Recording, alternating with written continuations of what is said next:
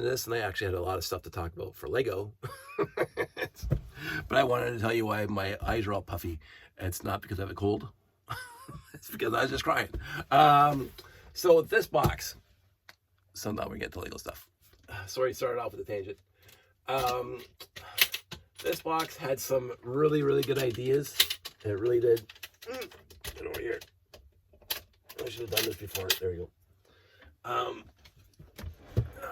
Lift this off.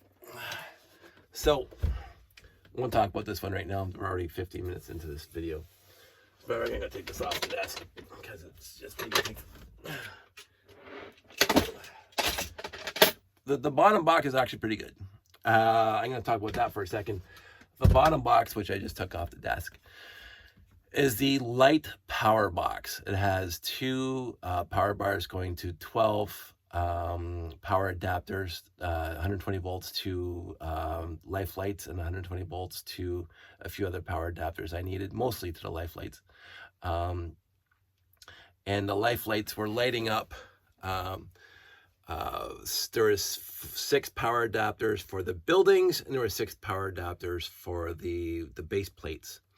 And that's just because each base plate itself needed a connection. So you have the life lights power adapter kit. The 120 volt power adapter kit came with a 120 volt to 3 volt adapter that had 2 connectors on it, and each connector could handle up to 32 LEDs. And there's 64 altogether. And so I had 9 base plate modules, my wooden modules I mentioned. And so I needed 4.5, if you want to put it that way. I needed 4.5 of those life lights, 120 volt kits, because each one of those landing pads, or each one of those 9, they had up to 20 or 30 LEDs on it. And so I just ran one wire to each of the wooden, each one of the 9 modules. And so that's 4.5 of those life light kits used up. And then I used a few in other places that would wire into something else. So that was 6 power adapters there. The other 6 on the top, I just left the cable, and I built the 3 volt adapter, the 120 to 3 volt adapter in the building. I built them into the building. So you just have to plug in the wire into the building, and the building lights up, which is perfect. What I did at Anime North, because I wanted the lights on in the buildings, is I just ran the wires to the buildings, the power connectors to the life lights kits that are built into the buildings. I didn't bother lighting up the base plates. I didn't bother with that at all, because that takes a lot of time. And so when I left the buildings, I just needed half of the power adapters, which is fantastic. And so I ran all the wires. The issue is that the habitat, I mentioned this in the video, the habitat's way over there, and the rocket platform is way over there, and the controls way back here. The wires weren't long enough to get out there, so I had to tuck this thing underneath, which means that this part here that you see me develop all that time ago, this part here, I don't have access to, because this is underneath. This is the top of the layout's right here, so I don't have access to the back to connect my wires to. So, and that's twice now. And also, oh, Josh, you're here at the show. Can you help me pack up? And I did exactly the same thing, so I'm not going to fault him. Because it happened to me, is that these things, even though I put some sort of spring loaded on them, the spring failed, and these things got caught on something, and they all busted to pieces. So both sides all busted up. So not only is this thing tucked underneath the layout, which I don't mind, I lost access to this. So, and then I ran all the wires to the RCXs here, just coming into the side. So, because that's honestly the easiest thing to do. What I'm going to do is I'm going to remove all that crap in the back, even though I spent a lot of time developing it and working on it and making sure it was working. But all these wires that tuck underneath here, that go into here, that go underneath here, I'm going to remove the whole thing. It's overly complicated. It hasn't worked properly yet. I don't have access to it at a show. What I'm going to do now, well, not tonight, but what I'm going to do is I'm going to go hollow out a little circle here. Oh, sorry, you can't see it. I'm going to drill a little circle here, maybe here, probably maybe here, I don't know. where the wires can come in, and I can still keep this thing closed if I want to. Because right now, when all the wires are here, this thing closes and it just stays open like that while the wires are coming in. So I'm going to do that at some point. See, the pieces broke off. I brought these 2 doors with me to give to somebody, but they didn't show up. I'll get them next time. So I'm going to rejig this box and just have the RCXs sitting here powered, and then the wires are just going to come over the side. And that's it's not pretty. It's not the prettiest thing I could do. What I actually do plan on doing, however, is the RCXs are going to stay up here. I'm going to put 2 train controllers down here, again, like I had in the first place, because I do like the train controllers, though right now I should try, right this exact second, to see if I can put a train controller. Because what I did a few times is I disconnected a power connector. Lovely sound. Let's hear that again. Wait, here we go. Stereo. What I did a few times when the train wasn't working properly from the RCX, I just took the power connector off there and I put it on the train controller, and I let the train controller just run it for a bit. So that was fun. So with more pieces, all this stuff. So what I plan on doing, and this goes here, and this is going to be fun. This is going to be lots of fun. I don't know why they built the train controllers the way they did. That I mean, they built it so you can try to connect it to Lego like this. You know, again, you might remember if you're watching my videos long enough that originally I had 1, 2, 3, 4 train controllers sitting here. I'm going to take these things off because they're going to be coming off anyway. And I'm going to take these things off. I'm going to do that. So I'm going to have to figure this out. So the train controllers, this thing was built to hold 4 train controllers in the first place. So, 1, 2, 3, 4. But now I'm running the whole layout with 2 RCXs. But I'm going to keep 2 train controllers down here. And now I have to see if the train controllers actually interfere. And this looks like they do. Son of a pup. It looks like they interfere with the RCXs. Because the train controllers have the slope on it. And so when they came together, it wasn't a problem. But now, that's going to be a problem. So I'm going to have to figure that out. Or maybe, 1 train controller there. This will be a quick hack, shall we say. And this is me on the fly figuring this thing out. I'm going to probably just do this way because, again, if I put the train controller there, should miss the RCX. There we go. So a train controller here and a train controller here. RCX there, RCX there, and maybe 2 more RCXs down here. Because future state, I keep on doing this and I keep on moving my gloss down. Future state, I have 5 ports here that are used up. Train loop 1 and then 4 monorail loops. And I only have 1 port left over for some future state. And of course I got doors that go up and spaceships that come out and a few other moving things I want to get moving in the layout. So there's probably going to be at least 1 more RCX added to the layout at some point for more interactivity, as they say. And so this is going to be completely revamped. So I think I've worked out now. Take all this stuff apart. Actually, I'm just going to take all this stuff off right now. As long as the RCXs stay off, I'm fine. I'm going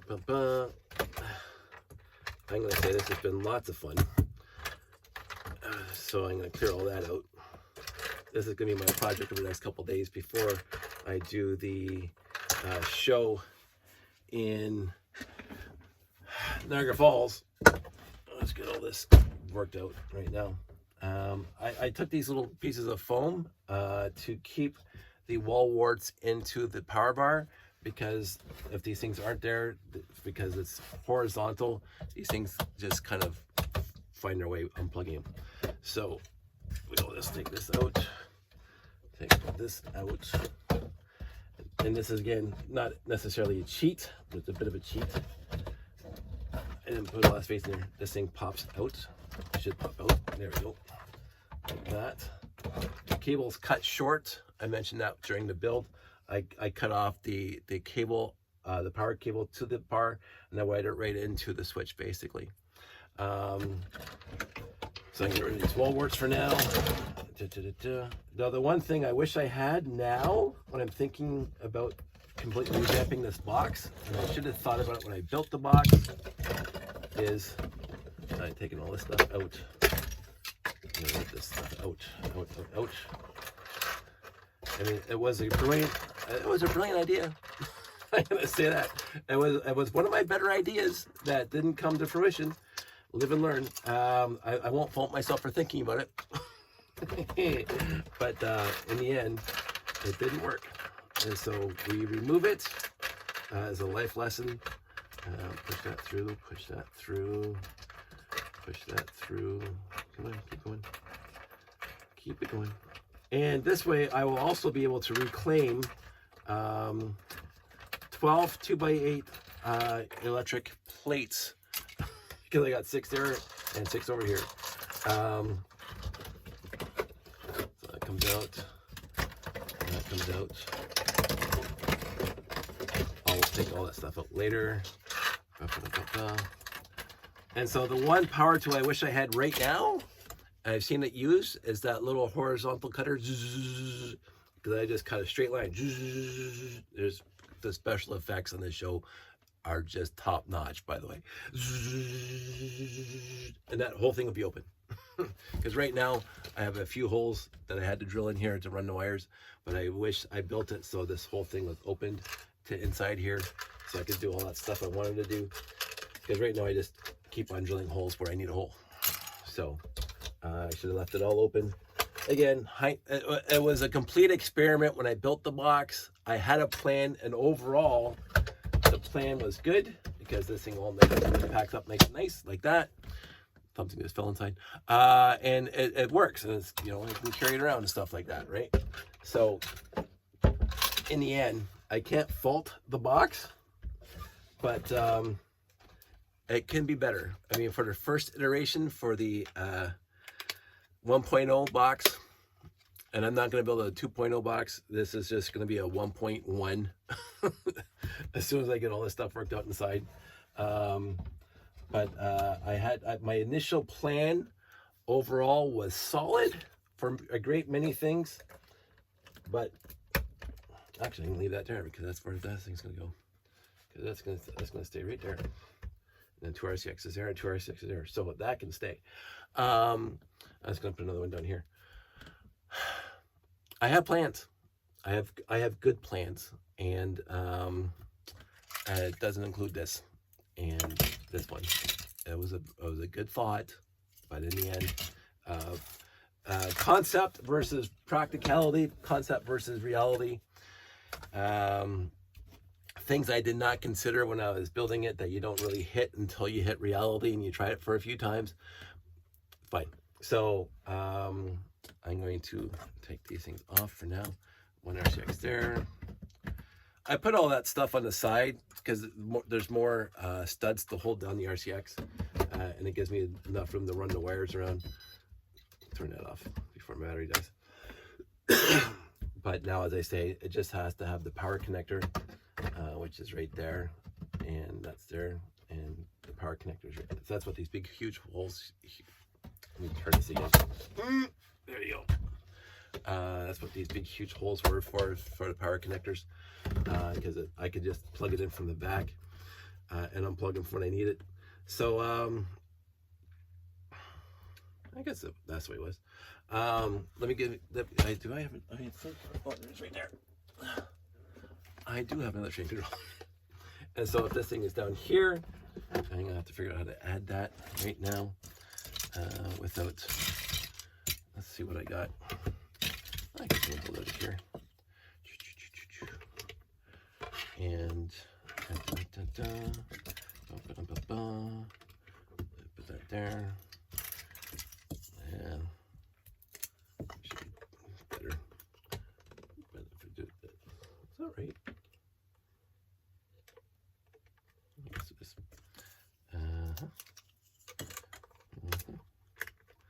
You This is where I do a little song and dance. Try to keep the troops entertained. So this will go right there onto this guy. Push him down so he's all nice and firmly seated on the. And then he should come off, and then it closes. See? Because this slope goes against that slope. That's how I planned it. Because even the sides are nice and sloped. There was some thought put into this when I was making it, but I didn't think of all the variables. So I'm not feeling bad about it. But no, I'm gonna have 2 RCXs and maybe future state 2 more RCXs and at least 2 train controllers that are sitting here ready to go. And then life is good. And the actual power bar has 6 connectors on it, six plugs on it. So I can put up to 6. So this is going to be 1, 2, 3, 4, 5, 6. You know, I got another 6 right there. That one's going to be tough because I'm going to have to put it out here because the power connection has to get in the back. That's a good point. Let's see if that's actually going to work without breaking the power connector. Because I've done that before because this thing gets twisted so hard. It'll be fine. It'll be fine. Let's see if I can lock it down. That doesn't look like it wants to lock down. See, I don't want to do. They didn't come in a 90 degree. Although I could probably order one, but I'll put it this way for now, whatever. Oh, that's a good point. Let's see if that will actually close with the RCX in there. So I'm gonna put that one right there for off, either way, and close it. Oh, that's close, so that they're not hitting each other. Yeah, it looks like there's a couple bricks between them. So this is future state. That guy's future state. This is going to be at NMA North. This is going to be at Niagara Falls Comic Con. I'm going to get it all built up, rebuilt, rejigged, strong enough, faster, better. We have the technology to rebuild it. I still have a whole bunch of pieces down here that I have to remove. So in the end, it was a valiant first attempt, and overall, it did phenomenally well at the shows. I was happy with it at the show, and transporting it and connecting it all worked very, very well. The cabling left a little bit to be desired, as I had mentioned in my last video about this. Okay, I'm done with that. The cabling needs to be worked on, but I've already started working on a solution on the actual layout. I'm going to be running the cables from the rocket platform back to here a little neater, a little nicer, a little more hidden. And I just, again, I have to get them in here by just cutting a notch into here and bringing them. So I get, one of my things that I don't like is that when I leave, I can't close that. I don't know why I wanted to. I really don't know why I wanted it to be closed. But I do like the idea that it can close. And so I'm going to work on that. This is what I'm working on right now, and I have a good concept. I believe in my head as to what I want it to do, and overall, I will say that sometimes my brain goes too far and I overthink the plumbing. And as Mr. Scott said in Star Trek 3, the more they overthink the plumbing, the easier it is to stop up the drain. So I'm not going to overthink the plumbing this time. Just putting the connectors onto here, straight onto here is perfect. I don't have to go through anything. I was thinking about getting some polarity switches to turn off things off and on, but it's just easier to pop off the connector. So let's not complicate this stuff, because I think that's what I keep on ending up doing. I really do keep on ending up complicating a lot of stuff. I did like how I built these things. You can see that there's 2 layers of power connectors, 2x8s. The bottom ones, 3 wires come out here. These are for the motor outputs. and the 3 on the top are the sensor inputs. The sensor inputs uses the grill plates or the grill tiles, and the motors use the solid tiles, and they're all color coded. Blue, yellow, and red. Red is 1, a yellow is 2, and blue is 3, or A, B, and C. And this top one designates this, goes to the blue RCX, which is this guy here, because you can see the bottom strip is blue. And this one here, which I just took apart, is yellow, which designates this yellow one. It goes to the yellow one. So everything's color coded. This is what we used to do in our robot days when RTL Toronto. When I used to build robots for RTL Toronto, and I had more than one RCX in a robot, which I did a few times. And you have a million wires in the robot, and they have to go somewhere, and sometimes they get disconnected. And where does this get plugged into? So you would color code the connectors. And so this is what happens. You get your little 9-volt connector, and this is the red. Now this is before I did the other thing, but this is the red sensor. So it would go to the red top here. That's where it would go. So it's easy. And now if you say, I do. Let's do it this way. Because now what I started adding at the last show, just to make sure, come on. Sometimes, there we go.